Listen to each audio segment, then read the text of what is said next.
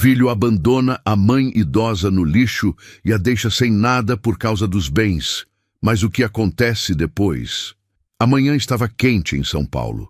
O sol forte de janeiro batia no asfalto da Avenida Paulista enquanto dezenas de pessoas caminhavam apressadas para seus compromissos.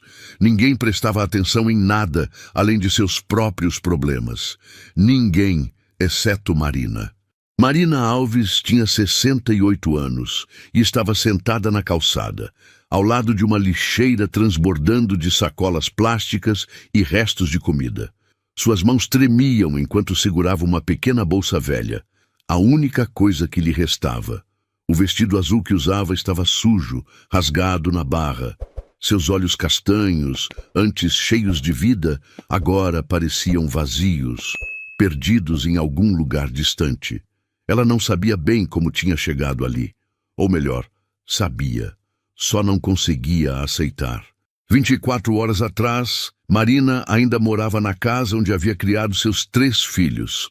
Uma casa simples no bairro da Vila Mariana, com 2 quartos, uma sala pequena e um quintal onde ela plantava suas flores. Aquela casa era tudo para ela.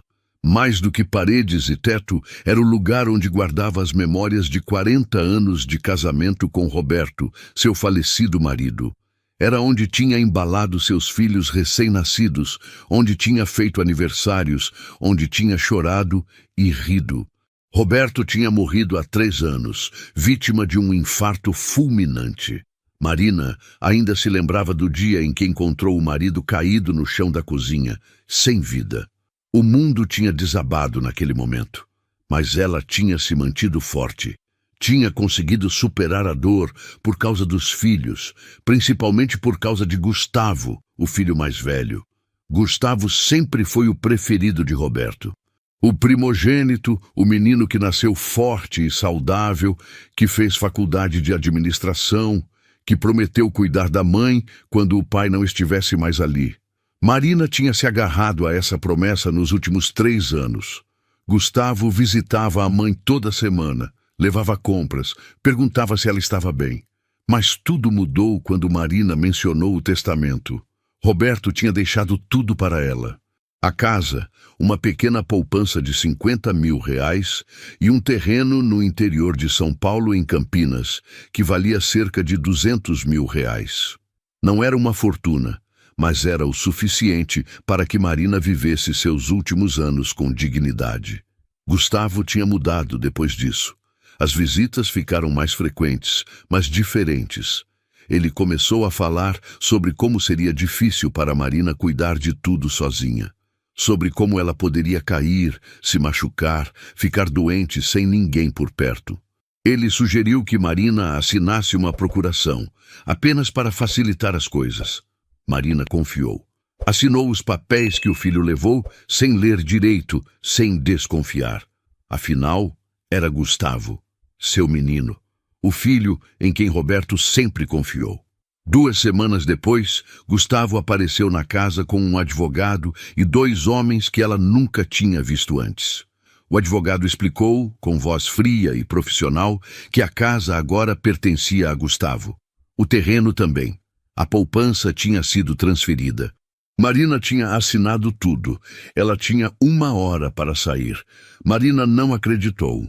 Implorou para o filho, chorando, segurando as mãos dele.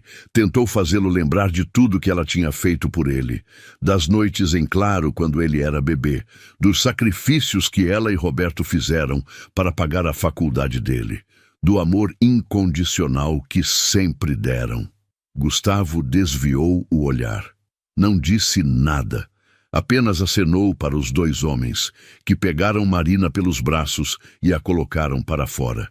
Ela gritou. Chamou pelos outros filhos, Marcela e Rafael, mas nenhum deles atendeu o telefone. Pediu ajuda aos vizinhos, mas todos fecharam as portas. Ninguém queria se envolver. Os homens jogaram uma pequena bolsa no chão, ao lado de Marina. Dentro estava apenas um documento de identidade velho, alguns reais soltos e uma foto de casamento dela com Roberto. A porta da casa se fechou. Marina ficou do lado de fora, olhando para aquela entrada que tinha atravessado milhares de vezes. agora negada a ela. Passou a noite no ponto de ônibus mais próximo. Tentou ligar para Marcela e Rafael novamente, mas os números tinham sido bloqueados. Pela manhã, caminhou sem rumo até chegar na Avenida Paulista. Suas pernas doíam, estava com fome, estava cansada. E agora estava ali, sentada ao lado do lixo, invisível para o mundo. Uma mulher jovem passou apressada, falando ao celular. Um homem de terno desviou dela sem sequer olhar. Um casal de namorados riu de algo enquanto caminhava de mãos dadas. Marina fechou os olhos e deixou as lágrimas caírem. Se essa história está mexendo com você, se inscreva no canal e deixe seu like para não perder nenhuma de nossas histórias. Comente de qual cidade você está assistindo. O dia estava terminando quando Marina sentiu alguém tocar seu ombro. Ela abriu os olhos devagar, assustada. Um homem alto de cerca de 50 anos estava agachado ao lado dela. Ele tinha cabelos grisalhos, barba por fazer e roupas simples, mas limpas. Seus olhos eram gentis. "Oi, senhora. A senhora está bem?" Marina tentou responder, mas sua garganta estava seca. Ela apenas balançou a cabeça. O homem olhou para os lados como se estivesse procurando alguém. Depois, voltou a atenção para Marina. "Meu nome é Pedro. Eu trabalho ali naquela padaria do outro lado da rua. Estou vendo a senhora aqui desde manhã. A senhora comeu alguma coisa hoje?" Marina balançou a cabeça novamente, desta vez dizendo que não. Pedro suspirou. "Espera aqui só um minutinho, está bem? Vou buscar alguma coisa para a senhora." Ele levantou e atravessou a rua rapidamente. Marina o observou entrar numa padaria pequena, com letreiro vermelho e vitrines cheias de pães. Alguns minutos depois, Pedro voltou com um saco de papel nas mãos. Trouxe um pão francês, um pedaço de queijo e um suco. "Não é muito, mas vai ajudar." Ele entregou o saco para Marina, que pegou com as mãos trêmulas. Ela abriu e viu o pão ainda quentinho, o queijo fatiado com cuidado. Seus olhos encheram de lágrimas novamente. "Obrigada," ela conseguiu sussurrar. Pedro sorriu, mas havia tristeza naquele sorriso. "A senhora tem para onde ir hoje à noite? Vai esfriar e aqui na rua não é seguro." Marina olhou para ele sem saber o que responder. Não tinha para onde ir, não tinha ninguém. Estava completamente sozinha. Pedro pareceu entender. "Olha, eu conheço um lugar. É uma casa de acolhimento aqui no centro, perto da Praça da República. Eles recebem pessoas em situação de vulnerabilidade, dão comida, um lugar para dormir. A senhora quer que eu leve a senhora lá?" Marina hesitou. A ideia de ir para um abrigo, de admitir que tinha chegado naquele ponto, era humilhante. Mas a noite estava caindo e ela não sabia o que fazer. Eu não sei." Pedro se sentou ao lado dela no chão. "Eu entendo que é difícil, senhora, mas a senhora precisa de um lugar seguro. Pelo menos por hoje. Amanhã a gente pensa no resto, está bem?" Marina olhou para aquele homem que não a conhecia, que não tinha nenhuma obrigação com ela, mas que estava ali, oferecendo ajuda. Algo dentro dela se quebrou. Ela começou a chorar, soluçando alto, deixando toda a dor dos últimos 2 dias sair.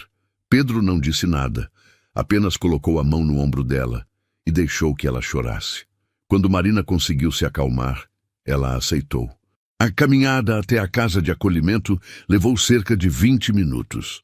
Pedro segurou a bolsa dela e foi conversando o tempo todo, contando sobre seu trabalho na padaria, sobre como tinha começado como ajudante e agora era padeiro. Falou sobre sua esposa, Célia, e seus 2 filhos já crescidos. Marina ouvia em silêncio, ainda processando tudo o que estava acontecendo. A casa de acolhimento era um prédio antigo de 3 andares, pintado de amarelo claro, com grades nas janelas. Uma placa na entrada dizia Casa Esperança, Acolhimento e Dignidade. Pedro tocou a campainha e uma mulher de uns 40 anos, usando um avental azul, abriu a porta. "Boa noite, Pedro. Trouxe mais alguém?" "Boa noite, Silvia. Essa é a dona Marina. Ela precisa de um lugar para ficar essa noite. Sílvia olhou para Marina com um olhar profissional, avaliando rapidamente a situação. Depois, abriu um sorriso acolhedor. Entre, dona Marina. A senhora está em casa agora. Pedro se despediu com um aceno e prometeu voltar no dia seguinte para ver como ela estava. Marina entrou na casa ainda atordoada. O lugar era simples, mas limpo. Tinha um corredor com paredes brancas, alguns quadros com frases motivacionais e o cheiro de comida vindo de algum lugar. Sílvia levou Marina até uma pequena sala onde havia uma mesa e algumas cadeiras. Senta aqui, dona Marina. Vou pegar uma ficha para a senhora preencher e depois a senhora pode tomar um banho e jantar. A senhora deve estar exausta. Marina se sentou e pela primeira vez em 2 dias sentiu um pouco de alívio. Não era sua casa, não era o lugar onde tinha construído sua vida, mas era seguro, e naquele momento era tudo que ela precisava. Marina acordou assustada. Por um momento não soube onde estava. O quarto era pequeno, com 4 camas de solteiro encostadas nas paredes. Havia outras 3 mulheres dormindo. A luz do sol entrava por uma janela alta, iluminando o ambiente simples. Então ela se lembrou. A casa de acolhimento. Pedro, Gustavo. A dor voltou como um soco no peito. Marina fechou os olhos com força, tentando conter as lágrimas. Não podia continuar chorando. Precisava ser forte. Precisava entender o que fazer agora. Levantou da cama devagar, tentando não acordar as outras mulheres. Suas roupas estavam sujas e ela se sentiu envergonhada. Pegou a pequena bolsa e saiu do quarto, procurando um banheiro. No corredor, encontrou Sílvia, que estava carregando um cesto de roupas limpas. Bom dia, dona Marina. Dormiu bem? Marina deu um pequeno sorriso. Bom dia. Sim, obrigada. O café da manhã é servido às 7 horas na cozinha. A senhora tem uns 15 minutos ainda. Quer que eu mostre onde é o banheiro? Por favor. Sílvia deixou o cesto no chão e levou Marina até um banheiro coletivo no fim do corredor. Havia 3 boxes com chuveiro e algumas pias com espelhos. A senhora pode tomar banho à vontade. Tem toalhas ali naquele armário. Depois do café, a gente conversa sobre os próximos passos. Está bem? Marina agradeceu e entrou no banheiro. O chuveiro estava quente e ela ficou ali por um longo tempo, deixando a água lavar não apenas a sujeira, mas também um pouco da angústia que carregava. Quando terminou, vestiu as mesmas roupas sujas. Não tinha outras opções. Olhou para si mesma no espelho e quase não se reconheceu. O rosto estava inchado de tanto chorar. Os cabelos brancos, que ela sempre mantinha arrumados, estavam despenteados. Parecia ter envelhecido 10 anos em 2 dias. Desceu para a cozinha e encontrou cerca de 15 pessoas sentadas em volta de uma mesa comprida. Havia homens, mulheres, alguns jovens, outros idosos. Todos com histórias diferentes, mas unidos pela mesma situação de vulnerabilidade. Marina se sentou no canto, quieta. Uma das voluntárias serviu café com leite, pão com manteiga e frutas. A comida era simples, mas estava boa. Marina percebeu que estava com muita fome. Uma mulher sentada ao lado dela, que parecia ter uns 60 anos, sorriu. Primeira vez aqui, né? Eu sou Dona Lourdes. Sou Marina. Bem-vinda, Marina. Aqui o pessoal é gente boa. Você vai ver. Marina apenas assentiu, sem saber o que dizer. Depois do café, Sílvia chamou Marina para conversar em uma pequena sala de atendimento. Havia uma mesa, 2 computadores e algumas prateleiras com pastas. Dona Marina, preciso entender melhor sua situação para poder ajudar. A senhora tem família? Alguém que possa dar suporte? Marina sentiu o nó na garganta apertar. Contou tudo. Sobre Roberto, sobre a casa, sobre Gustavo, sobre os papéis que assinou sem entender, sobre como foi colocada para fora da própria casa e abandonada. Sílvia ouvia em silêncio, fazendo anotações. Quando Marina terminou, ela suspirou fundo. Dona Marina, o que aconteceu com a senhora é muito grave. Isso é abandono de idoso e pode ser considerado crime. A senhora tem algum documento que prove que a casa era sua? Tenho meu RG e uma foto antiga. Só isso. E a senhora lembra o nome do advogado que estava com seu filho? Marina balançou a cabeça. Não. Estava tão assustada que não prestei atenção. Silvia pensou por um momento. Olha, vou te indicar uma defensora pública que trabalha com casos de direito do idoso. O nome dela é Doutora Camila. Ela é muito boa e já ajudou várias pessoas aqui do abrigo. Vou ligar para ela agora e ver se ela pode te atender essa semana. Marina sentiu uma pequena fagulha de esperança. Mas eu não tenho dinheiro para pagar advogado. A defensoria pública é gratuita, dona Marina. É um direito seu. A senhora não precisa pagar nada. Silvia pegou o telefone e fez a ligação. Depois de alguns minutos de conversa, ela desligou e sorriu. Consegui. A doutora Camila pode te atender amanhã às 10 horas. O endereço é aqui perto, na rua Boa Vista. Eu vou com a senhora se quiser. Marina sentiu as lágrimas voltarem, mas dessa vez não eram apenas de tristeza, era gratidão. Pela primeira vez em dias, alguém estava realmente tentando ajudá-la. Obrigada. Muito obrigada. Silvia segurou a mão de Marina. A senhora não está sozinha, dona Marina. A gente vai te ajudar a recuperar o que é seu. No dia seguinte, Marina acordou mais cedo. Tinha dormido mal, pensando no encontro com a advogada. Será que realmente havia uma chance de recuperar o que era seu? Ou seria apenas mais uma decepção? Silvia apareceu às 9 horas, trazendo uma sacola com roupas limpas.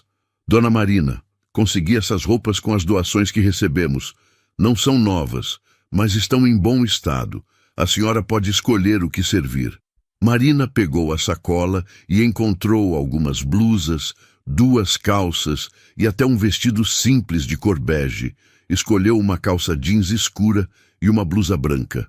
Eram roupas de doação, mas pelo menos estavam limpas. Às 9h30, saíram juntas em direção ao escritório da Defensoria Pública. O dia estava nublado, ameaçando chuva. As ruas do centro de São Paulo estavam cheias como sempre, com vendedores ambulantes oferecendo suas mercadorias, executivos correndo para reuniões e moradores de rua procurando abrigo nas marquises.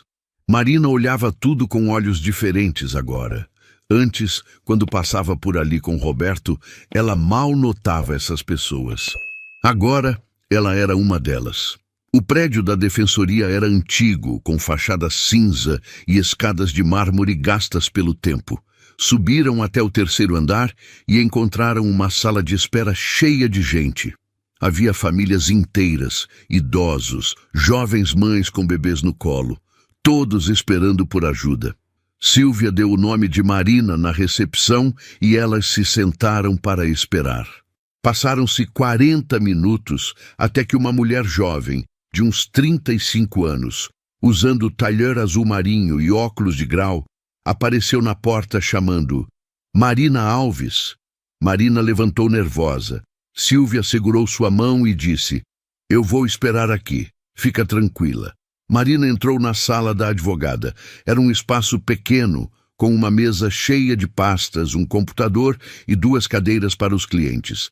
Havia alguns diplomas pendurados na parede e uma planta em cima de um arquivo.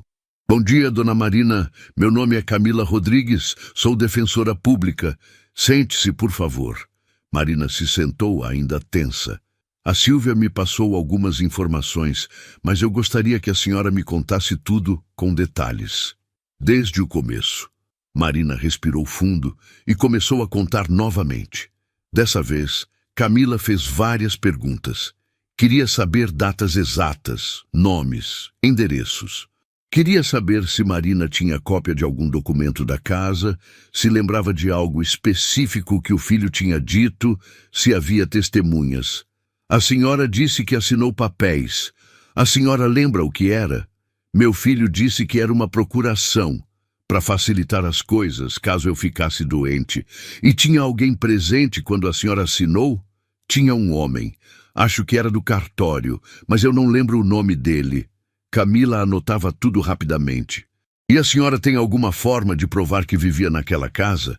Contas de luz, água, telefone em seu nome?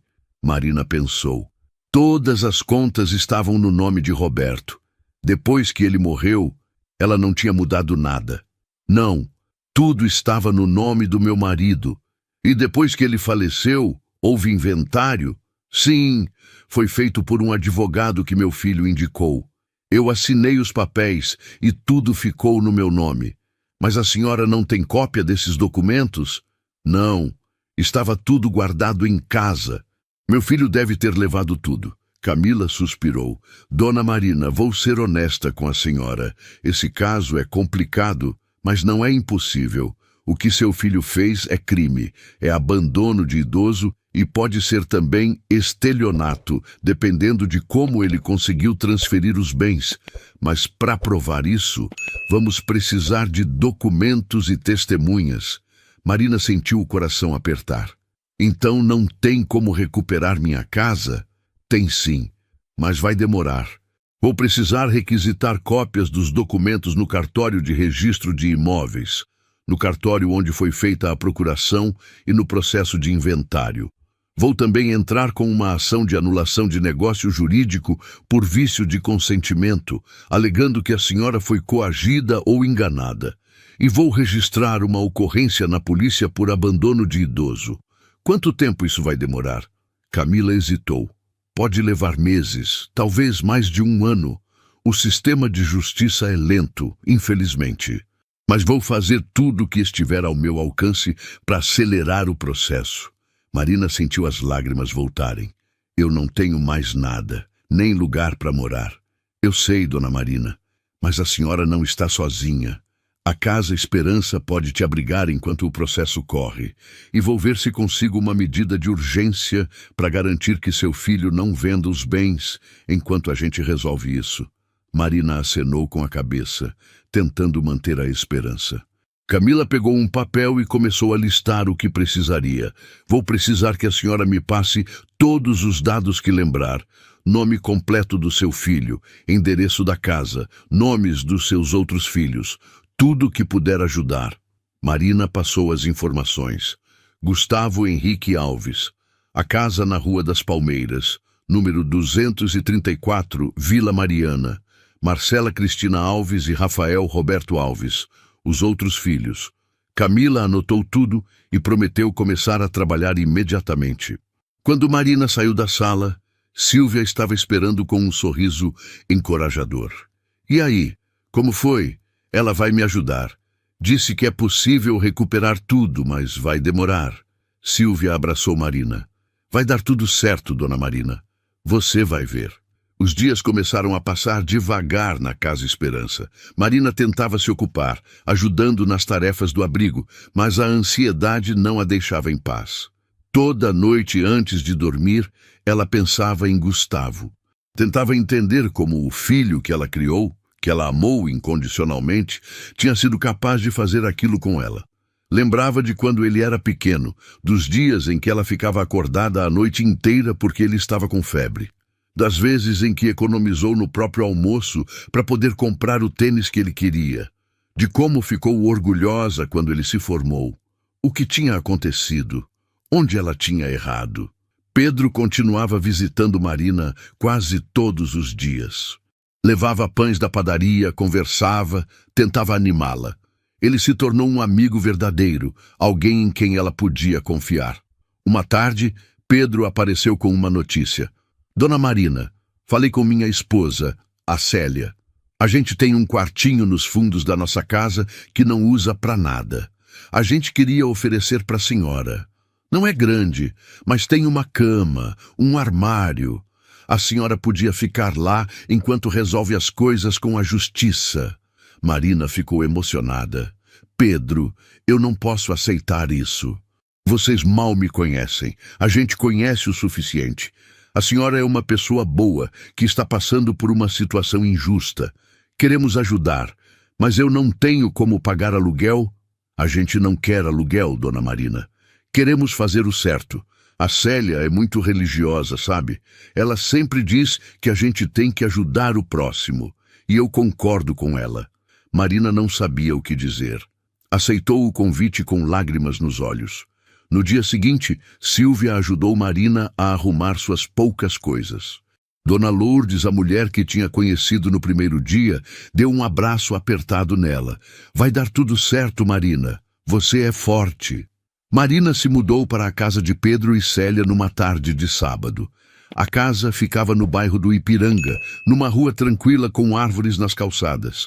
Era uma casa simples, de alvenaria, pintada de verde claro, com um pequeno jardim na frente. Célia era uma mulher baixinha, rechonchuda, de sorriso largo e voz doce. Ela recebeu Marina com um abraço caloroso.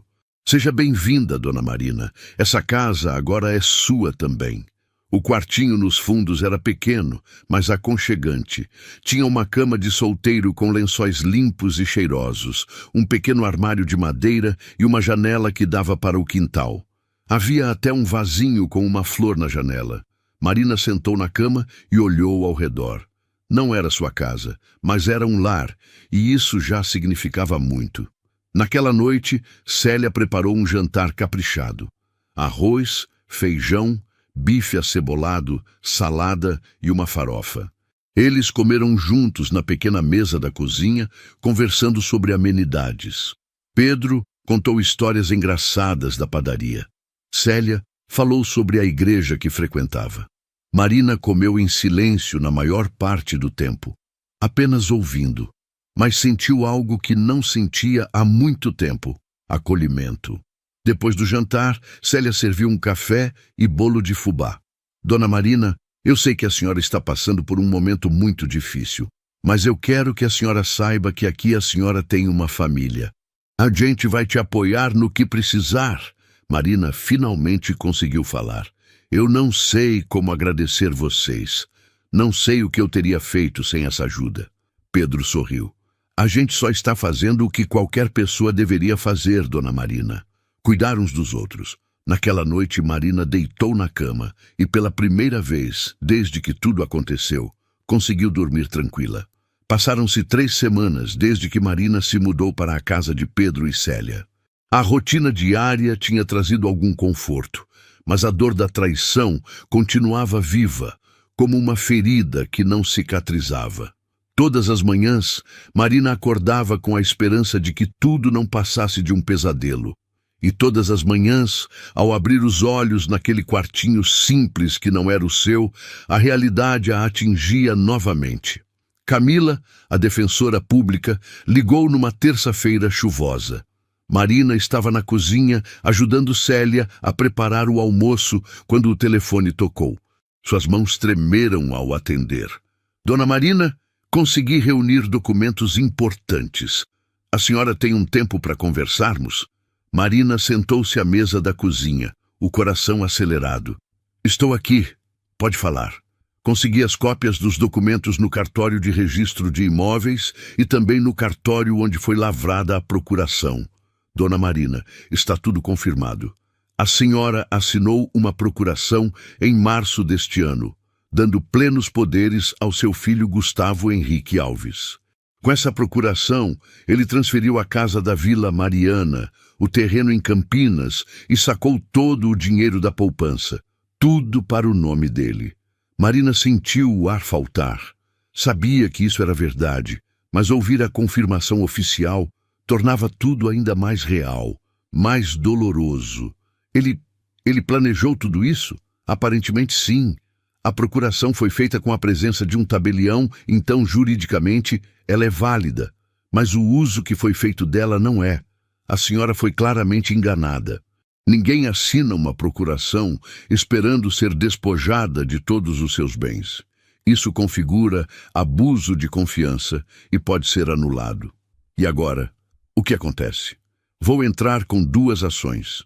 A primeira é uma ação de anulação de negócio jurídico por vício de consentimento. Vou alegar que a senhora foi ludibriada, que não tinha consciência plena do que estava assinando. A segunda é uma ação de alimentos, porque pela lei os filhos têm obrigação de sustentar os pais idosos quando eles não têm condições. Vou também pedir uma medida cautelar urgente para bloquear qualquer venda ou transferência dos imóveis até que o processo seja julgado. Quanto tempo isso vai levar? Camila hesitou antes de responder. A medida cautelar pode sair em 1 a 3 meses, se tivermos sorte.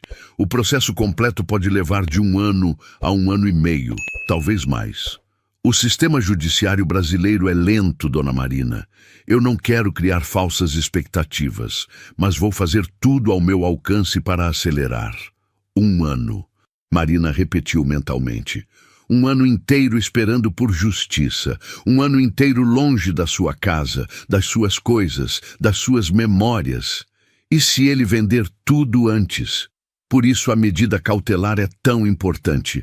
Se conseguirmos o bloqueio, ele não poderá vender nada. Vou protocolar ainda hoje. Marina agradeceu e desligou o telefone. Célia, que tinha ouvido parte da conversa, sentou-se ao lado dela e segurou sua mão. Vai dar certo, dona Marina. Deus é justo. Marina queria acreditar. Precisava acreditar, mas a fé estava abalada. Os dias seguintes foram de angústia. Marina tentava se manter ocupada para não pensar, mas era impossível. À noite, deitada na cama, as memórias voltavam com força. Gustavo pequeno, aprendendo a andar. Gustavo adolescente, estudando para o vestibular. Gustavo adulto, prometendo cuidar dela quando Roberto morresse. Como alguém podia mudar tanto? Como o amor podia se transformar em ganância? Enquanto isso, Marina começou a se adaptar à vida na casa de Pedro e Célia. Acordava sempre às 6 da manhã, antes mesmo do casal. Preparava o café, arrumava a cozinha. Depois, ajudava Célia nos afazeres domésticos. Varria a casa, lavava roupas, passava. Não porque fosse obrigada, mas porque precisava se sentir útil. Precisava retribuir de alguma forma a bondade daquele casal. Célia sempre dizia que não precisava, que Marina era hóspede, não empregada. Mas Marina insistia. Era sua forma de manter a dignidade. As tardes eram reservadas para o jardim. Célia tinha dado várias mudas de flores para Marina plantar no quintal. Rosas, margaridas, cravos. Marina passava horas ali, com as mãos na terra, cuidando de cada plantinha com carinho. Aquelas flores eram sua terapia, sua forma de manter contato com a vida que tinha antes. Numa dessas tardes, enquanto regava as mudas, Marina ouviu a campainha tocar. Era por volta das 3 horas. Célia tinha saído para fazer compras, então Marina foi atender. Ao abrir a porta, levou um susto. Ali estava Marcela, sua filha. Marcela tinha 38 anos, era a filha do meio. Tinha cabelos loiros, tingidos, bem cuidados, e estava usando roupas caras. Calça social preta, blusa de seda branca, sapatos de salto alto, uma bolsa de marca pendurada no ombro. Tudo nela gritava sucesso financeiro, mas seus olhos estavam vermelhos, inchados, tinha chorado. "Oi, mãe!" Marina ficou paralisada. Não sabia se abraçava, se gritava, se batia a porta na cara dela. Tantas emoções conflitantes explodiram ao mesmo tempo. Raiva, mágoa, saudade, amor, decepção. "O que você está fazendo aqui?" A voz de Marina saiu mais fria do que ela pretendia.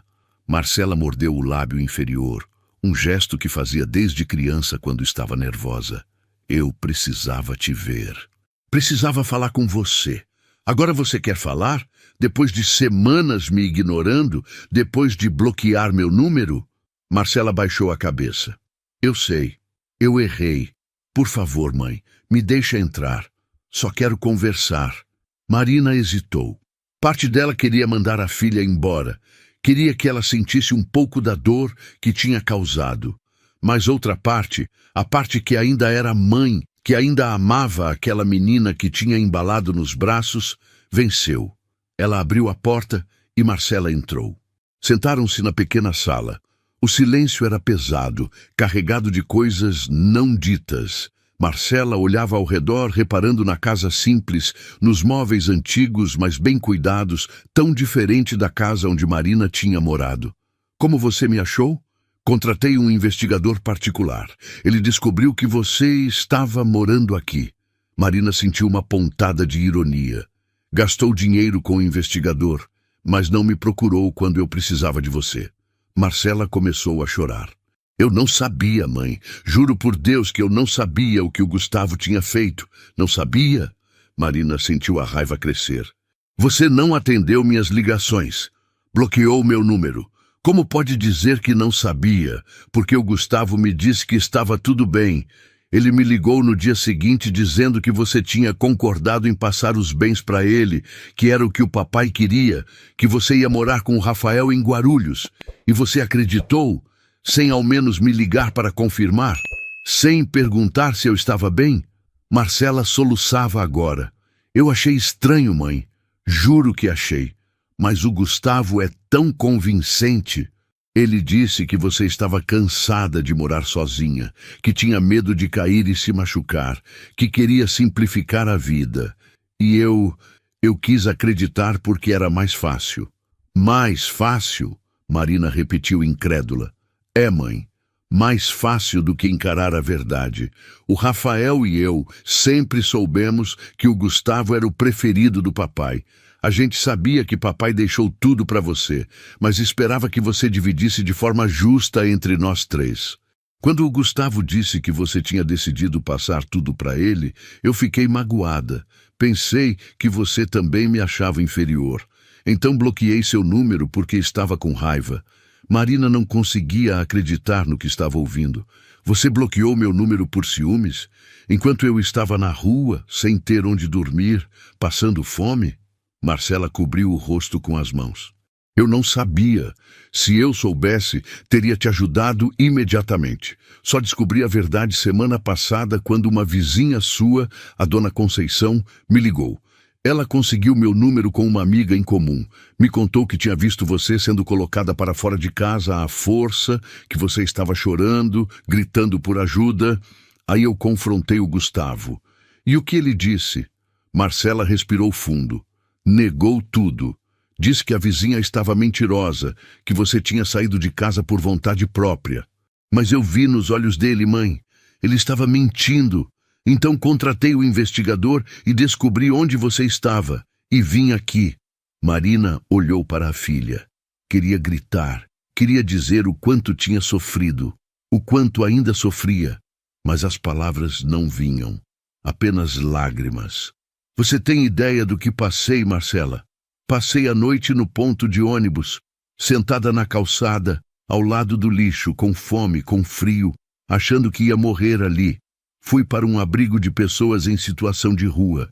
Eu que sempre tive uma casa, uma família, dignidade. Tudo porque seu irmão decidiu que dinheiro era mais importante do que a própria mãe. Marcela levantou e se ajoelhou na frente de Marina, segurando suas mãos. Me perdoa, mãe. Por favor, me perdoa. Eu deveria ter te procurado antes, deveria ter desconfiado. Fui uma péssima filha.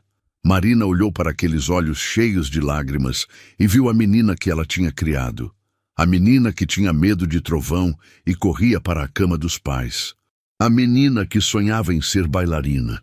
A mulher que ela se tornou, com defeitos e fraquezas, mas que ainda era sua filha. Eu não sei se consigo te perdoar agora, Marcela. A dor ainda está muito fresca, mas sei que você não fez o que seu irmão fez. Você foi omissa, foi covarde, mas não foi cruel. Marcela chorava copiosamente. Eu vou te ajudar, mãe. Vou fazer tudo o que estiver ao meu alcance. Tenho algum dinheiro guardado. Posso te dar uma mesada, pagar suas despesas. E vou testemunhar contra o Gustavo se precisar. Marina sentiu algo dentro dela amolecer um pouco. Tem uma advogada me ajudando. Ela vai precisar de testemunhas, de pessoas que possam confirmar que eu não tinha intenção de doar meus bens. Eu vou falar com ela. Vou contar tudo o que sei. Naquele momento, Célia chegou das compras. Ficou surpresa ao ver a cena, mas rapidamente entendeu a situação. Ofereceu café para as duas e discretamente foi para a cozinha, dando privacidade. Marcela ficou mais uma hora conversando com Marina. Contou sobre sua vida, sobre o marido, sobre os 2 filhos que Marina mal conhecia, porque Gustavo sempre dizia que ela estava ocupada demais para visitar a avó. Mais mentiras que tinham afastado a família. Quando Marcela se despediu, deixou um envelope com R$ 2.000 na mão de Marina. Sei que não é muito, mas é o que eu posso te dar agora sem o Ricardo perceber. Ele não sabe que estou aqui. Não concorda que eu me envolva nisso. Seu marido não quer que você me ajude? Marcela desviou o olhar. Ele acha que é problema de família e que não devemos nos meter. Mas eu não ligo. Você é minha mãe. Marina aceitou o dinheiro, mesmo que com relutância. Precisava. Não podia depender da bondade de Pedro e Célia para sempre. Depois que Marcela saiu, Marina voltou para o quartinho e ficou olhando o envelope. R$ 2.000. Não era o suficiente para recuperar sua vida, mas era um começo. Era a prova de que nem todos tinham abandonado ela. Naquela noite, durante o jantar, Marina contou para Pedro e Célia sobre a visita de Marcela. Eles ouviram atentamente. Acho que sua filha está arrependida de verdade, dona Marina. Todo mundo merece uma segunda chance, Marina concordou. Eu só queria que ela tivesse aparecido antes de eu passar por tudo isso. Mas ela apareceu agora, e isso já é alguma coisa. Marina assentiu. Sim, era alguma coisa. 2 semanas depois da visita de Marcela, Marina recebeu uma ligação de Camila com notícias importantes. A defensora pública tinha conseguido protocolar todas as petições e estava aguardando a análise do juiz. Dona Marina, tenho uma novidade. Consegui agendar uma audiência de conciliação. O juiz determinou que seu filho Gustavo compareça ao fórum para tentarmos um acordo antes do processo seguir adiante. Marina sentiu o estômago revirar. Ver Gustavo novamente. Encarar o filho que tinha destruído sua vida. Eu vou ter que falar com ele? Não necessariamente. A audiência é mais para ouvir as partes e ver se há possibilidade de acordo. Eu vou estar lá representando a senhora. Mas seria importante que a senhora estivesse presente também. Quando é? Daqui a 2 semanas, dia 15 de junho, às 10 horas da manhã. Marina anotou a data com mãos trêmulas. Junho.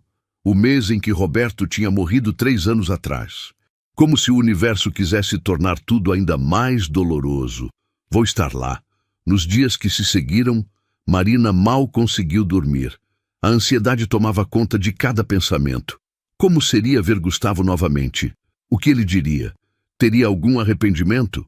Ou continuaria com aquela frieza que demonstrou quando a expulsou de casa?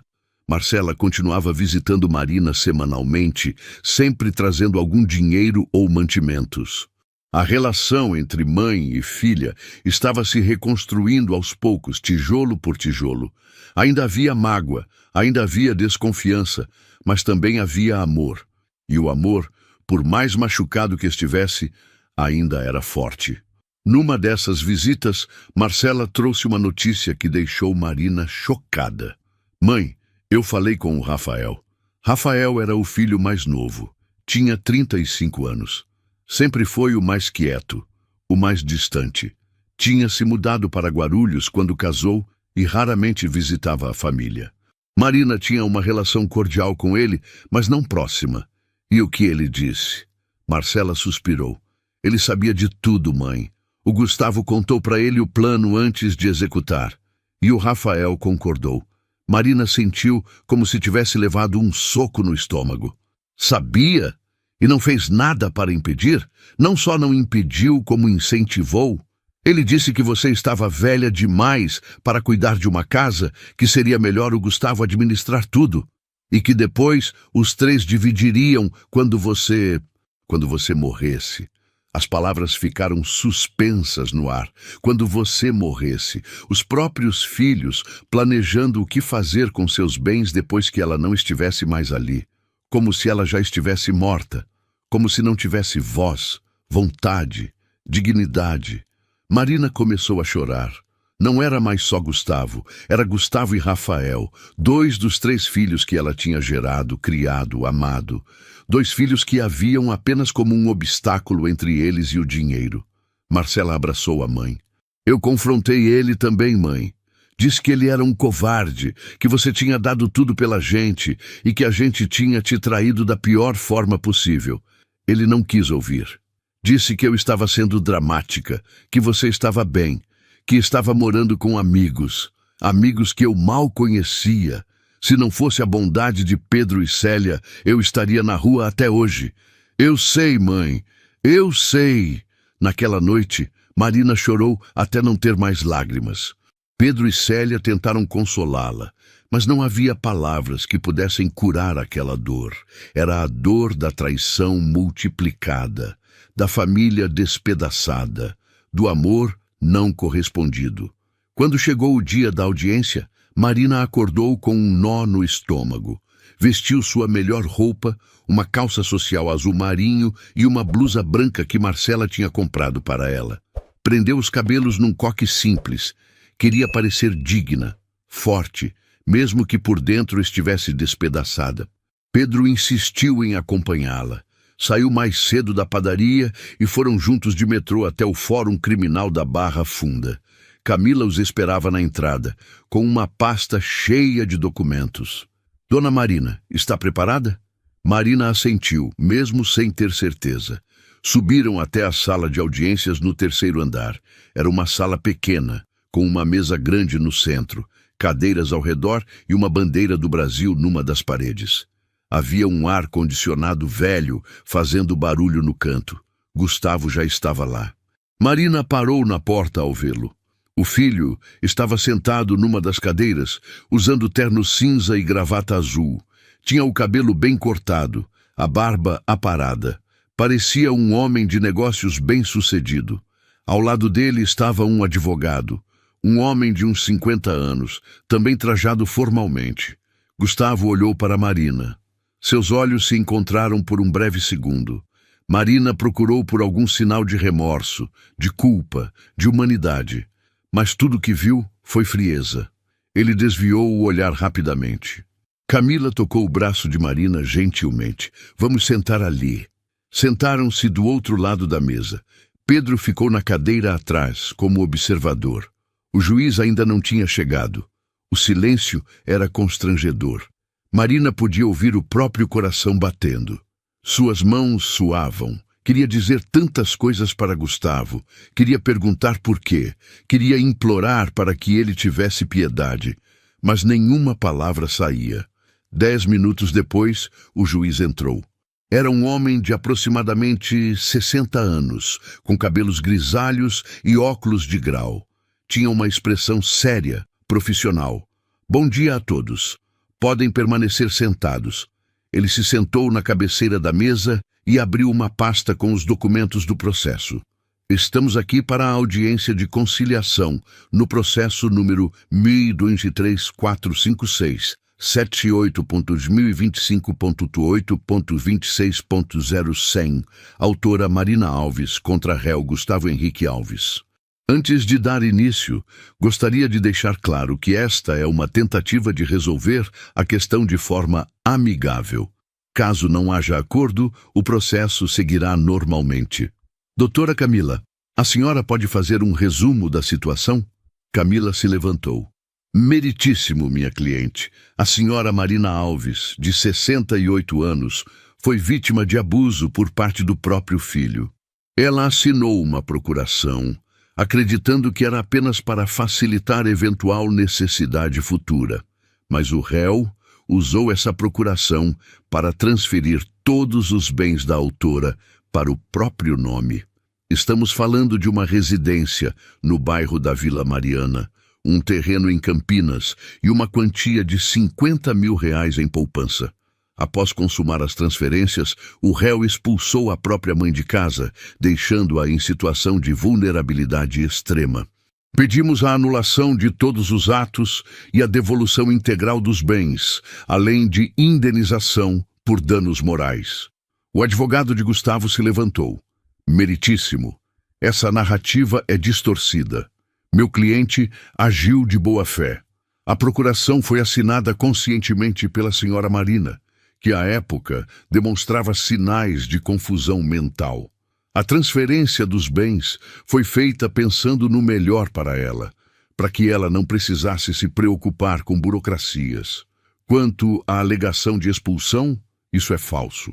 A senhora Marina saiu da residência por vontade própria após uma discussão familiar. Marina não aguentou, levantou-se da cadeira, tremendo de raiva. Mentira! Isso é mentira!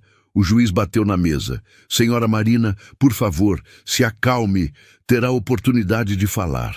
Camila tocou o braço de Marina, pedindo que ela se sentasse. Marina obedeceu, mas estava visivelmente abalada. O juiz olhou para Gustavo. Senhor Gustavo, a senhora que está aqui é sua mãe, correto? Sim, senhor.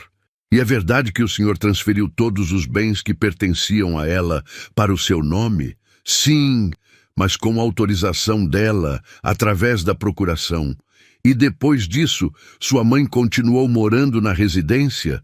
Gustavo hesitou. Não, ela decidiu sair. Por vontade própria? Outro silêncio.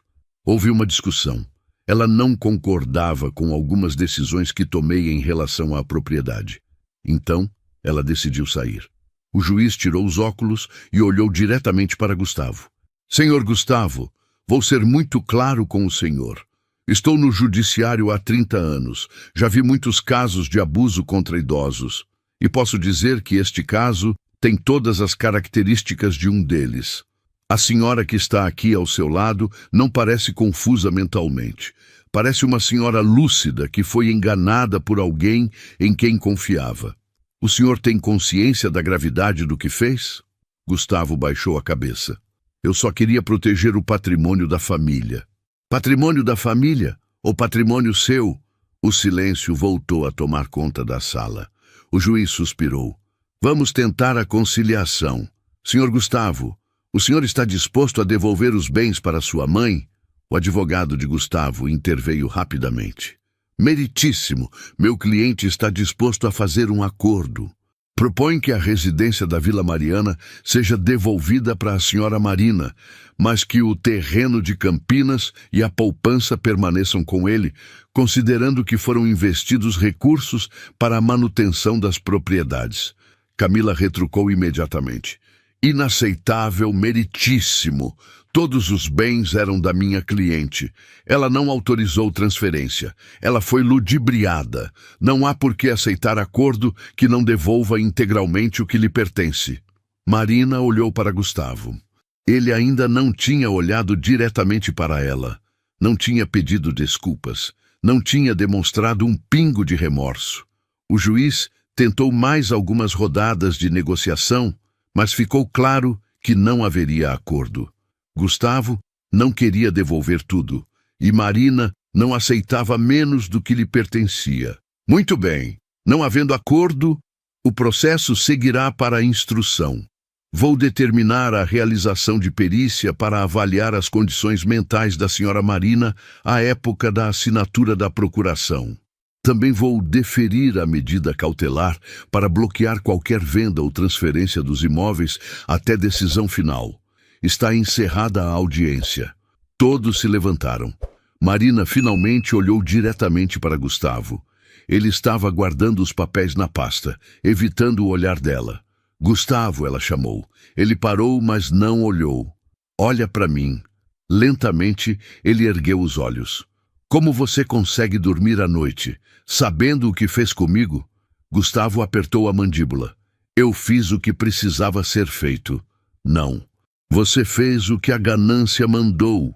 E um dia, quando você estiver velho, sozinho, sem ninguém que se importe com você, vai entender a dor que me causou.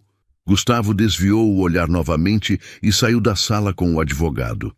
Marina desabou em lágrimas. Camila e Pedro a ampararam. Saíram do fórum sob o sol forte de junho. Marina se sentiu exausta, como se tivesse corrido uma maratona. Foi duro, mas foi importante, Camila disse no caminho. O juiz claramente está do nosso lado.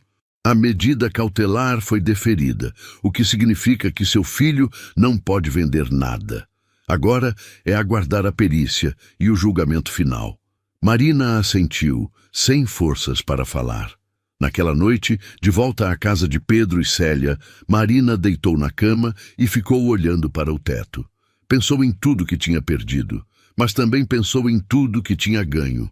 Pedro e Célia, que a acolheram sem pedir nada em troca. Marcela, que tinha voltado. Camila, que lutava por ela. Talvez houvesse, afinal, alguma esperança. Os meses seguintes foram de espera angustiante. Marina passou por uma perícia psicológica no Instituto Médico Legal, onde foi avaliada por uma psicóloga forense. As perguntas eram detalhadas, invasivas até. Queriam saber sobre sua memória, sua capacidade de tomar decisões, seu estado mental à época da assinatura da procuração. Marina respondeu tudo com sinceridade. Explicou que sempre foi lúcida, que gerenciava sua própria vida perfeitamente bem, que pagava suas contas, cuidava de sua casa, tomava seus remédios para pressão alta sem ajuda. A única razão pela qual tinha assinado aquela procuração era a confiança no filho. Confiança traída. O laudo da perícia levou 6 semanas para ficar pronto. Quando Camila recebeu, ligou para Marina imediatamente com boas notícias. Dona Marina, o laudo é favorável. A psicóloga atestou que a senhora está plenamente capaz, que não há nenhum sinal de demência ou confusão mental. Isso é fundamental para a nossa causa. Marina sentiu um alívio imenso. Pelo menos nisso tinham reconhecido sua sanidade.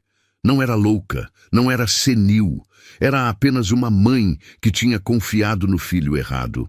Enquanto o processo tramitava lentamente na justiça, a vida de Marina foi tomando uma nova forma. Ela criou uma rotina na casa de Pedro e Célia. Acordava cedo, preparava o café da manhã para o casal, cuidava das plantas, lia livros que Célia emprestava da biblioteca da igreja. À tarde, ajudava a preparar o jantar. Pedro e Célia nunca a trataram como um fardo. Pelo contrário, diziam que a presença dela tinha trazido vida nova para a casa. Célia, que sempre quis ter uma irmã mais velha, encontrou em Marina uma companheira para conversar sobre receitas, novelas e fofocas do bairro. Pedro, que tinha perdido a mãe anos atrás, tratava Marina com a reverência de um filho. Marcela continuava visitando regularmente. Trouxe os netos para conhecer a avó. 2 crianças lindas, de 6 e 8 anos, que encheram o coração de Marina de alegria. As crianças a chamavam de Vovó Marina e adoravam ouvir suas histórias sobre o passado. Num desses encontros, Marcela trouxe uma proposta. Mãe, eu estava pensando. Quando você recuperar sua casa, e você vai recuperar, eu gostaria de morar mais perto de você. Estou cansada de ficar longe. Quero que meus filhos conheçam a avó de verdade. Marina se emocionou. Mas e o Ricardo? Ele concorda? Marcela suspirou. Estamos tendo alguns problemas. Ele não gostou que eu tenha te procurado. Acha que estou me metendo em confusão. Mas eu não ligo mais. Você é minha mãe. Minha prioridade é você. Marina abraçou a filha com força. Pela primeira vez em meses, sentiu que talvez as coisas pudessem se reconstruir. Não seria como antes, nunca mais seria. Mas poderia ser algo novo, algo diferente, talvez até mais forte. Um dia, Marina estava regando as plantas, quando recebeu uma ligação de um número desconhecido. Hesitou antes de atender. Alô? Do outro lado da linha, uma voz masculina jovem. Dona Marina? Meu nome é Rafael, seu filho. Marina sentiu o sangue gelar. Rafael, o filho que tinha conspirado com Gustavo. O filho que tinha aprovado seu abandono. O que você quer? A voz de Rafael tremeu. Eu queria falar com a senhora, pessoalmente. Tem como a gente se encontrar? Para quê? Para você tentar me convencer a desistir do processo? Pode esquecer. Não é isso, mãe. Eu só quero conversar. Por favor. Marina queria dizer não. Queria desligar na cara dele. Mas algo na voz de Rafael parecia diferente. Havia dor ali. Talvez arrependimento. Onde? Tem uma cafeteria perto do metrô Paraíso. Podemos nos encontrar lá amanhã, às 3 da tarde? Marina concordou contra sua própria vontade. No dia seguinte, chegou à cafeteria 15 minutos antes do horário. Era um lugar pequeno, aconchegante, com mesas de madeira e cheiro de café fresco. Pediu um café com leite e sentou numa mesa no canto, de onde podia ver a entrada. Rafael chegou pontualmente às 3. Estava diferente do que Marina lembrava. Mais magro, com olheiras profundas, barba por fazer. Usava jeans e uma camiseta simples. Nada do ar bem-sucedido que Gustavo ostentava. "Oi, mãe!" Marina apenas acenou com a cabeça. Rafael sentou-se à frente dela e pediu um café preto. Ficaram em silêncio por alguns minutos, o constrangimento palpável entre eles. Finalmente, Rafael falou: "Eu não sei por onde começar. Desculpa não é suficiente, eu sei. Mas preciso tentar." Marina olhou para ele esperando. "Eu errei. Errei muito. Quando o Gustavo me contou o plano, eu achei que era a melhor solução. Achei que a senhora estava velha demais para cuidar de tudo, que seria melhor deixar na mão dele. Mas eu estava errado, muito errado. Por que você está me dizendo isso agora? Depois de meses?" Rafael respirou fundo. "Porque meu casamento acabou. A Patrícia descobriu o que eu fiz e me largou. Disse que não conseguia mais me respeitar. Levou minha filha e foi morar com a mãe dela. E ela está certa. Eu não mereço respeito. Eu traí minha própria mãe." Ele começou a chorar. "Eu perdi tudo, mãe. Minha esposa, minha filha, minha dignidade. E percebi que perdi você também. A pessoa que sempre esteve lá por mim. A pessoa que sentava do meu lado quando eu tinha pesadelos quando era criança. Que fez marmita todo dia durante 5 anos da faculdade. Que acreditou em mim quando ninguém mais acreditava." Marina sentiu as próprias lágrimas começarem a cair, mas não disse nada. "Eu vim aqui para te pedir perdão. Não espero que me perdoe agora. Talvez nunca perdoe. Mas precisava que você soubesse que eu estou arrependido.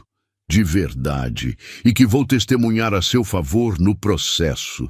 Vou contar ao juiz que o Gustavo planejou tudo, que ele me contou os detalhes antes de executar, que você nunca quis abrir mão de nada.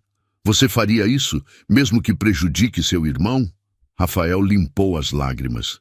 "Ele não é meu irmão. Não mais. Irmão não faz o que ele fez. Não com a própria mãe." Marina ficou olhando para o filho. Via sinceridade ali. Via dor. Via arrependimento de verdade. Mas não estava pronta para perdoar. "Eu preciso de tempo, Rafael. Você me machucou muito. Você e o Gustavo. Não posso simplesmente esquecer isso. Eu entendo. Não estou pedindo que esqueça. Só estou pedindo uma chance de fazer o que é certo agora." Marina assentiu. "Se você realmente quer ajudar, fale com a doutora Camila. Ela é minha advogada. Seu testemunho pode fazer diferença. Vou ligar para ela amanhã mesmo." Eles conversaram mais um pouco. Rafael contou sobre sua vida, sobre como estava morando sozinho num apartamento pequeno em Guarulhos, sobre como sentia falta da filha. Marina ouviu, mas manteve distância emocional. Quando se despediram, Rafael tentou abraçar Marina, mas ela recuou. "Ainda não, Rafael, ainda não." Ele aceitou com mais lágrimas nos olhos e foi embora. Marina voltou para casa emocionalmente exausta. Contou tudo para Pedro e Célia durante o jantar. "Acho que seu filho está mesmo arrependido, dona Marina", Pedro disse. "Às vezes, as pessoas precisam perder tudo para perceber o que realmente importa. Mas como eu posso confiar de novo? Depois de tudo?" Célia segurou a mão de Marina. "Ninguém está mandando você confiar agora. Mas pelo menos ele está tentando consertar. Isso já é mais do que o outro fez." Marina sabia que ela tinha razão.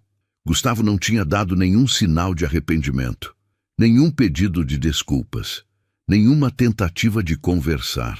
Apenas silêncio e frieza. Rafael, pelo menos, estava tentando. Era um começo. Pequeno, frágil, mas um começo. Setembro chegou trazendo consigo uma primavera tímida em São Paulo. As árvores começavam a florescer, Os dias ficavam mais longos e o céu tinha mais momentos de azul entre as nuvens cinzentas. Marina completou 9 meses desde que tinha sido expulsa de casa. 9 meses que pareciam 9 anos. O processo judicial avançava devagar, como Camila tinha alertado. Houve várias audiências para a oitiva de testemunhas. Marcela testemunhou, contando como Gustavo havia mentido sobre a situação de Marina. Rafael também testemunhou, confirmando que o irmão havia planejado tudo friamente e que Marina jamais teve intenção de doar seus bens. A vizinha, Dona Conceição, foi uma testemunha crucial. Ela contou ao juiz como viu Marina sendo colocada para fora de casa à força, como a ouviu gritando e implorando.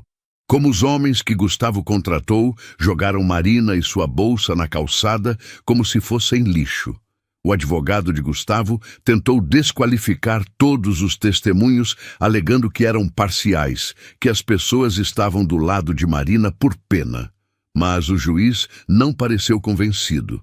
Durante esse tempo, Marina continuou sua rotina na casa de Pedro e Célia. Mas algo tinha mudado nela. A mulher frágil e quebrada que tinha chegado ali meses atrás estava ficando mais forte. Não fisicamente, seus cabelos continuavam brancos e seus passos ainda eram lentos. Mas, emocionalmente, psicologicamente, Marina estava se reconstruindo. Ela começou a frequentar a igreja com Célia aos domingos. Não era muito religiosa antes, mas encontrou conforto nas orações, na comunidade, nas palavras do padre falando sobre perdão e recomeços. Fez amizades com outras mulheres da congregação, participou de grupos de artesanato, de rodas de conversa. Numa dessas rodas de conversa, conheceu Dona Teresa, uma senhora de 72 anos que tinha passado por situação semelhante. Seus filhos tinham tentado interná-la num asilo contra sua vontade, para ficar com sua aposentadoria. Ela tinha conseguido reverter na justiça, mas o processo havia durado 3 anos. 3 anos, Dona Marina. 3 anos de luta. Mas no final, eu venci. E a senhora também vai vencer. As histórias das outras mulheres davam força para Marina. Ela não estava sozinha. O abuso contra idosos era mais comum do que ela imaginava. Filhos que viam os pais como fonte de dinheiro, que os tratavam como descartáveis, assim que não serviam mais a seus propósitos. Era uma realidade cruel, mas conhecer outras sobreviventes ajudava Marina a processar sua própria dor. Em outubro, Camila ligou com novidades importantes. Dona Marina, temos data para a sentença. O juiz vai prolatar a decisão no dia 28 de outubro. Acho que temos boas chances. Marina sentiu o coração acelerar. Depois de tantos meses, finalmente uma definição. E se ele decidir contra mim, então vamos recorrer. Mas, sinceramente, analisando todo o processo, as testemunhas, os documentos, acho muito difícil que o juiz decida a favor do seu filho. O que ele fez está muito claro. Marina queria acreditar. Precisava acreditar. Os dias até a sentença foram de ansiedade extrema. Marina mal conseguia comer, dormir. Ficava imaginando cenários, todas as possibilidades. E se perdesse? E se tivesse que aceitar que Gustavo ficaria com tudo? Como seguiria sua vida? Marcela visitou mais frequentemente durante essas semanas, trazendo apoio emocional. Rafael também ligava regularmente, perguntando se ela estava bem, se precisava de alguma coisa. A relação com ele ainda era distante, cautelosa, mas estava melhorando lentamente. Na noite antes da sentença, Marina não conseguiu dormir. Ficou deitada olhando para o teto, repassando mentalmente toda a jornada. Desde o dia em que Roberto morreu, passando pela procuração, pela expulsão de casa, pelos dias na rua, pelo abrigo, até chegar ali, naquela casa acolhedora de Pedro e Célia. Tinha sido um caminho de dor, mas também de descobertas. Descobriu que ainda havia bondade no mundo. Descobriu que estranhos podiam ser mais família do que sangue. Descobriu que era mais forte do que imaginava. De manhã, vestiu novamente a calça social e a blusa branca. Marcela passou para buscá-la junto com Rafael, que tinha pedido para estar presente. Pedro não pôde ir porque tinha que trabalhar, mas Célia fez questão de acompanhar. Foram todos juntos no carro de Marcela até o fórum. O trânsito estava pesado, como sempre em São Paulo, mas chegaram com 20 minutos de antecedência. Camila já estava esperando na porta da sala de audiências. Ela sorriu ao ver Marina, um sorriso confiante. "Está pronta?" Marina assentiu, mesmo com o coração batendo descompassado. Entraram na sala. Desta vez não haveria audiência, apenas a leitura da sentença. O juiz estava sentado em sua cadeira, com uma pilha de papéis à frente. Gustavo estava do outro lado da sala com seu advogado. Quando viu Marina entrar, desviou o olhar rapidamente. O juiz começou a ler. Processo número 1.2345678-2025 do 8.26.0100. Autora Marina Alves. Réu Gustavo Henrique Alves. Ação de anulação de negócio jurídico e reparação de danos. Ele passou a ler um resumo do caso, descrevendo os fatos, as alegações de ambas as partes, os testemunhos, as perícias. Marina ouvia cada palavra como se sua vida dependesse delas. E, de certa forma, dependia. Após minutos que pareceram horas, o juiz chegou à parte dispositiva. Diante do exposto, e por tudo mais que dos autos consta, julgo procedente o pedido da autora para: primeiro, anular a procuração outorgada ao réu por vício de consentimento, uma vez que ficou comprovado que a autora não tinha plena consciência das consequências do documento que estava assinando. Segundo, anular todas as transferências de bens realizadas pelo réu com base na referida procuração, determinando que todos os imóveis e valores sejam imediatamente revertidos ao patrimônio da autora. Terceiro, condenar o réu ao pagamento de indenização por danos morais no valor de R$50 mil, considerando a grave violação da dignidade da autora, idosa e vulnerável, e o abandono a que foi submetida. Quarto, determinar que o réu pague à autora pensão alimentícia no valor de 2 salários mínimos mensais até que ela complete 70 anos, considerando a obrigação legal dos filhos de amparar os pais. Condeno ainda o réu ao pagamento das custas processuais e honorários advocatícios. Marina não conseguiu conter as lágrimas. Tinha vencido. Depois de 9 meses de sofrimento, tinha vencido. Marcela e Rafael abraçaram a mãe ao mesmo tempo. Célia chorava junto. Camila sorriu, orgulhosa. Do outro lado da sala, Gustavo estava pálido. Seu advogado falava algo em seu ouvido, provavelmente sobre recursos e apelações. Mas Marina não se importava. A justiça tinha sido feita. Saíram do fórum sob um sol radiante. Marina sentiu como se um peso gigantesco tivesse sido tirado de seus ombros. "Parabéns, dona Marina", Camila disse. "A senhora lutou e venceu. Quanto tempo até eu poder voltar para minha casa?" "Ele tem 15 dias para recorrer. Se recorrer, pode demorar mais alguns meses até o recurso ser julgado, mas posso pedir a execução provisória da sentença, o que significaria que a senhora pode retomar a posse da casa mesmo antes do julgamento do recurso. Por favor, faça isso." Camila prometeu que protocolaria o pedido ainda naquela semana. Marcela convidou todos para almoçar num restaurante próximo. Sentaram-se numa mesa grande comemorando a vitória. Rafael estava quieto, pensativo. "Mãe", ele disse em determinado momento, "eu sei que fui péssimo com a senhora, que falhei como filho, mas quero que saiba que vou tentar compensar. Vou pagar a pensão que o juiz determinou religiosamente e vou estar presente na sua vida, se a senhora permitir." Marina olhou para o filho caçula. Via sinceridade em seus olhos. "Eu ainda preciso de tempo, Rafael, mas agradeço suas palavras." Ele acenou com a cabeça, aceitando. O almoço foi leve, cheio de conversas sobre o futuro. sobre como seria quando Marina voltasse para sua casa, sobre reformas que precisavam ser feitas, sobre os netos que iriam visitá-la. Pela primeira vez em 9 meses, Marina sentiu esperança real. Os 15 dias de prazo para recurso passaram lentamente. Marina acordava todo dia, esperando uma ligação de Camila, dizendo que Gustavo tinha recorrido.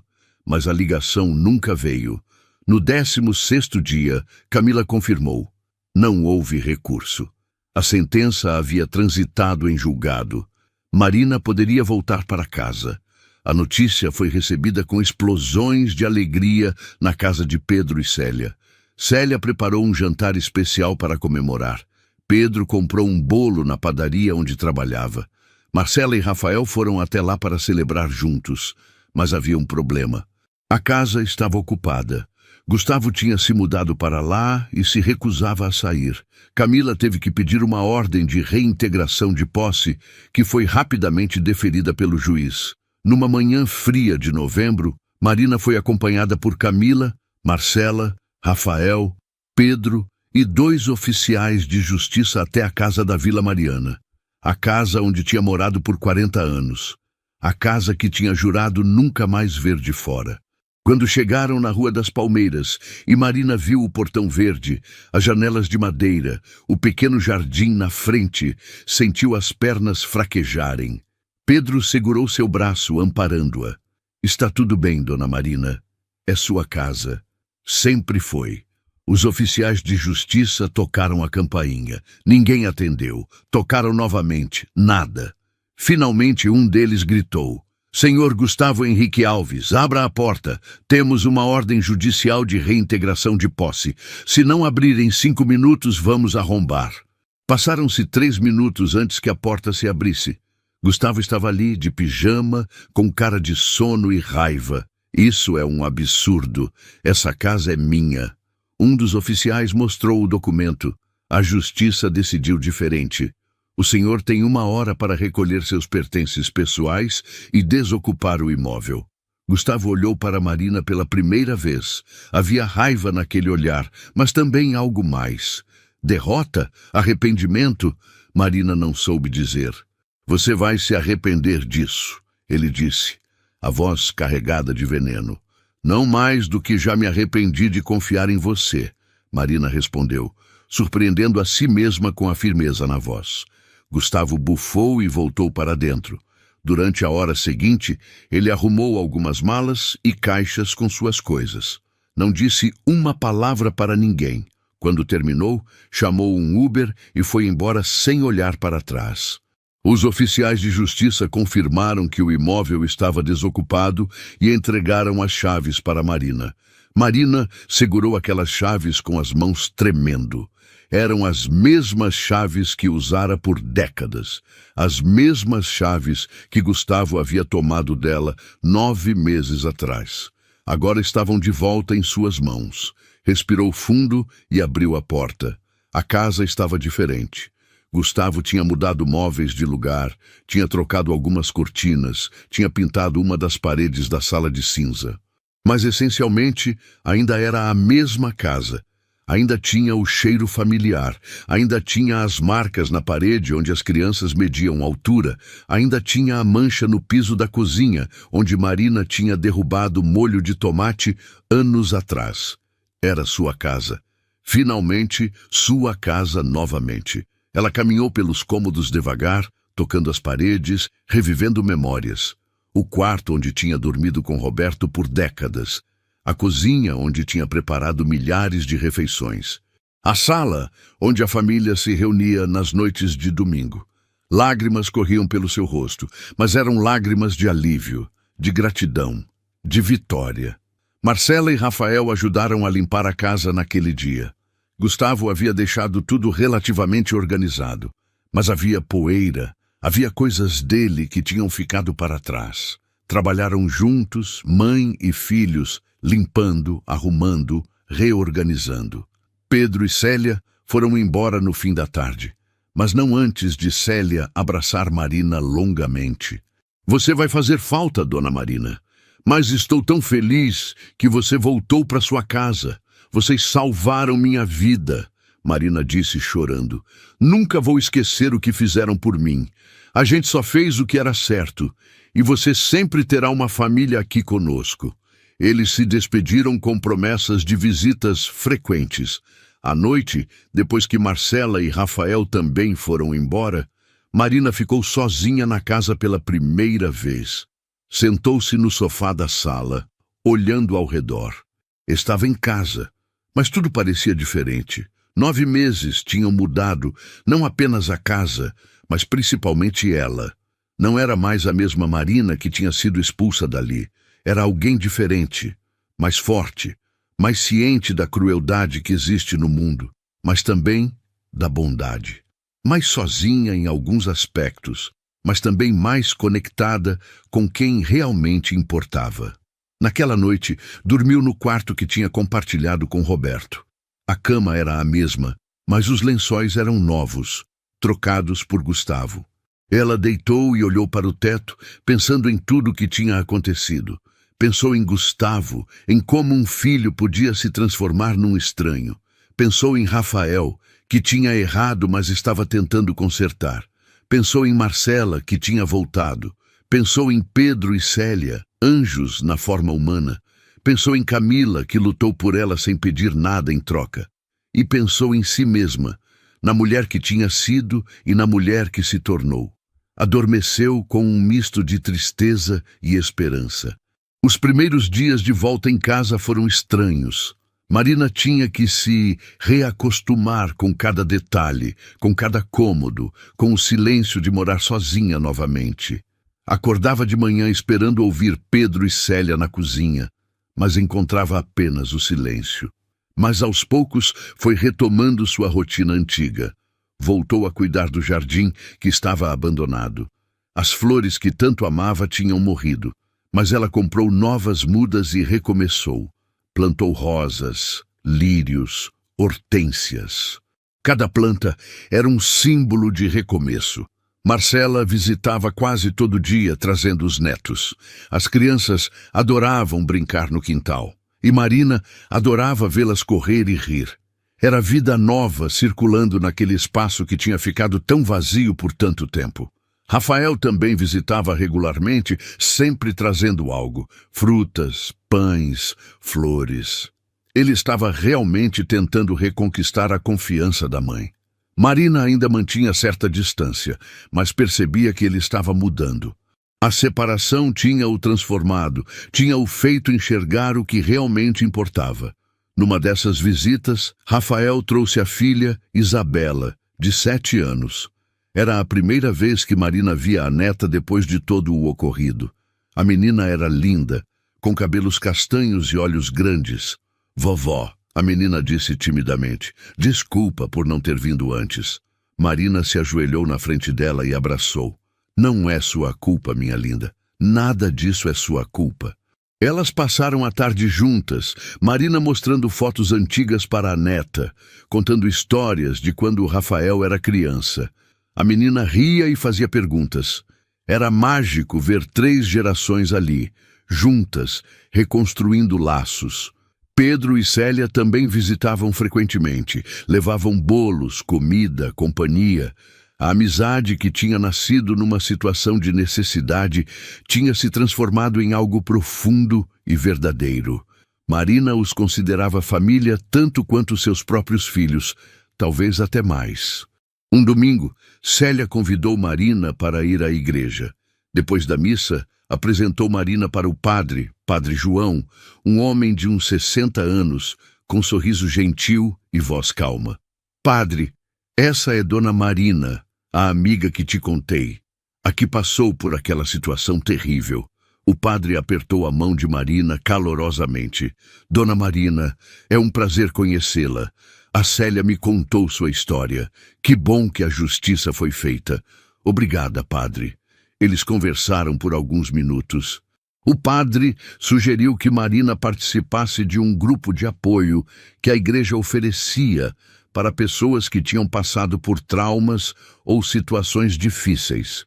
Acho que a senhora se beneficiaria muito, Dona Marina. São encontros semanais onde as pessoas compartilham suas experiências e se apoiam mutuamente. Marina aceitou. Começou a frequentar o grupo nas quartas-feiras à noite. Eram cerca de 15 pessoas, de todas as idades, todas com histórias de dor e superação. Havia mulheres que tinham escapado de relacionamentos abusivos, homens que tinham perdido empregos e famílias, idosos que tinham sido abandonados. Compartilhar sua história naquele espaço seguro foi libertador para Marina. Ela chorou, desabafou, ouviu outras histórias que a fizeram perceber que não estava sozinha, e aos poucos foi se curando. Um mês depois de voltar para casa, Marina recebeu um envelope pelo correio. Era do banco. Continha um cartão de débito novo e uma carta informando que a quantia de R$50 mil, mais os juros acumulados, tinha sido depositada em sua conta. Seu dinheiro estava de volta. Marina olhou para aquele papel, para aqueles números impressos, e sentiu um misto de emoções. Aquele dinheiro representava anos de economia de Roberto, de sacrifícios, de planos para o futuro. Gustavo tinha roubado tudo isso, mas agora estava de volta. Com o dinheiro, Marina pode fazer algumas reformas na casa. Trocou o telhado que estava com goteiras, pintou as paredes, comprou alguns móveis novos. A casa estava renascendo junto com ela. Ela também usou parte do dinheiro para retribuir a bondade de Pedro e Célia. Tentou dar dinheiro a eles, mas o casal recusou veementemente. Não queremos nada, dona Marina. Fizemos porque quisemos, não porque esperávamos pagamento. Mas Marina insistiu de outra forma. Contratou uma empresa para fazer uma reforma completa na cozinha de Pedro e Célia, que estava precisando. Comprou eletrodomésticos novos, armários, pia. Quando Pedro e Célia viram o resultado, choraram de emoção. Dona Marina, não precisava. Precisava sim. Vocês me deram um lar quando eu não tinha nada. Essa é minha forma de agradecer. Quanto a Gustavo, Marina não teve mais notícias. Ele tinha simplesmente desaparecido de sua vida. Marcela comentou que ele tinha se mudado para outra cidade, talvez Rio de Janeiro, e cortou contato com todos. Não ligou no aniversário de Marina, não mandou mensagem no Natal. Era como se ela tivesse deixado de existir para ele. Marina ainda sentia dor quando pensava no filho mais velho. Dor pela perda, pelo luto de enterrar o filho que ela conhecia, que ela amava. Porque Gustavo, o menino que ela criou, tinha morrido. Em seu lugar, havia um estranho movido por ganância. No grupo de apoio da igreja, Marina aprendeu sobre perdão. Não o perdão que esquece ou justifica, mas o perdão que liberta. O perdão que permite seguir em frente sem carregar o peso do ódio. Ela ainda não tinha conseguido perdoar Gustavo completamente. Talvez nunca conseguisse, mas estava tentando perdoar a si mesma. Perdoar por ter confiado tanto, por ter sido ingênua, por não ter visto os sinais. Numa sessão do grupo, ela compartilhou: eu passei meses me culpando, achando que devia ter percebido que meu filho estava mudando, que devia ter sido mais esperta, mais cuidadosa, mas percebi que não fui eu quem errou. Confiar em um filho não é erro. Amar incondicionalmente não é fraqueza. O erro foi dele, não meu. As pessoas do grupo aplaudiram. Era verdade. E Marina estava finalmente entendendo isso. Dezembro chegou trazendo as festas de fim de ano. Marina estava em casa há 2 meses e meio, e a vida tinha encontrado um novo ritmo. Um ritmo diferente do que era antes, mas bom do seu próprio jeito. Marcela sugeriu que passassem o Natal juntas, na casa de Marina. Ela, o marido Ricardo, que tinha aceitado melhor a situação depois de ver como Marina estava bem, os 2 netos, e Rafael com Isabela. É um começo de uma nova tradição, mãe, nossa família reunida de novo. Marina aceitou com alegria. Convidou também Pedro, Célia e seus filhos. Afinal, eram família também. Os dias que antecederam o Natal foram de preparativos. Marina cozinhou com a ajuda de Marcela. Fizeram peru, farofa, arroz à grega, tender, saladas. Marcela trouxe sobremesas.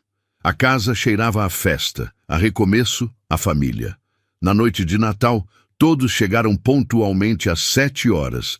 A casa estava enfeitada com uma árvore pequena que Marina tinha comprado, com luzes coloridas e enfeites simples. Havia uma toalha vermelha na mesa, velas acesas, música suave tocando. Sentaram-se todos ao redor da mesa. Marina olhou para cada rosto ali presente. Marcela e Ricardo sorrindo. Os netos, animados com a expectativa dos presentes. Rafael, com Isabela no colo, mais leve do que estava há meses. Pedro e Célia, de mãos dadas, olhando com carinho. Os filhos do casal, jovens alegres que tinham conhecido Marina recentemente, mas já a tratavam como avó. Marina sentiu os olhos encherem de lágrimas. Antes de começarmos, gostaria de dizer algumas palavras. Todos ficaram em silêncio, atentos. Esse ano foi o mais difícil da minha vida. Perdi coisas que achava que nunca perderia. Fui traída por alguém que amava mais do que a mim mesma. Passei fome, frio, desespero. Houve dias em que pensei em desistir. Ela fez uma pausa, limpando as lágrimas. Mas também ganhei coisas que nunca imaginei ter. Conheci a bondade de estranhos que se tornaram família. Aprendi que família não é só sangue, é escolha. É quem fica quando tudo desmorona. É quem estende a mão quando você está no chão. Olhou para Pedro e Célia. Vocês me salvaram. Literalmente me salvaram. E nunca vou conseguir retribuir à altura. Depois olhou para Marcela e Rafael. Vocês erraram. Erraram feio. Mas voltaram, pediram perdão, estão tentando consertar, e isso significa tudo para mim. Por fim, olhou para os netos, para as crianças, e vocês me deram esperança, esperança de que o futuro pode ser melhor, de que nem tudo está perdido, de que o amor ainda existe. Todos estavam chorando agora, então essa noite não é só sobre Natal, é sobre recomeço, é sobre perdão. É sobre família, a que temos e a que escolhemos. É sobre gratidão por estar viva, por estar aqui, por estar com vocês. Marina levantou o copo de suco de uva que tinham servido. Um brinde. À família, à vida, aos recomeços. Todos levantaram seus copos. À família, à vida, aos recomeços. Jantaram com alegria, conversando, rindo, compartilhando histórias. As crianças brincaram depois do jantar enquanto os adultos tomavam café. Houve troca de presentes, abraços, mais lágrimas de emoção. Quando todos foram embora, já passava da meia-noite. Marina ficou na porta acenando até que o último carro desaparecesse na esquina. Depois entrou, fechou a porta e sentou-se no sofá da sala. A casa estava silenciosa novamente, mas era um silêncio diferente. Não era o silêncio vazio e pesado dos primeiros dias depois que voltou. Era um silêncio tranquilo, preenchido por memórias boas e promessas de futuro. Ela olhou ao redor. Para as fotos na parede, para os enfeites de Natal, para a mesa ainda com restos da ceia, tudo aquilo era seu. Sua casa, sua vida, suas escolhas. Tinha perdido um filho. Gustavo tinha escolhido dinheiro em vez de amor, ganância em vez de família. Esse luto ela ainda carregaria por muito tempo, talvez para sempre, mas tinha ganhado tanto mais. Tinha ganhado dignidade de volta, tinha ganhado força que não sabia ter, tinha ganhado amigos verdadeiros, tinha reconstruído laços com Marcela e Rafael. Tinha descoberto uma fé que não tinha antes. A jornada tinha sido dolorosa, mas tinha valido a pena. Marina pegou uma foto emoldurada que estava na estante. Era dela com o Roberto, tirada uns 10 anos atrás, num aniversário de casamento. Eles sorriam, abraçados, felizes. Consegui, Roberto. Ela sussurrou para a foto.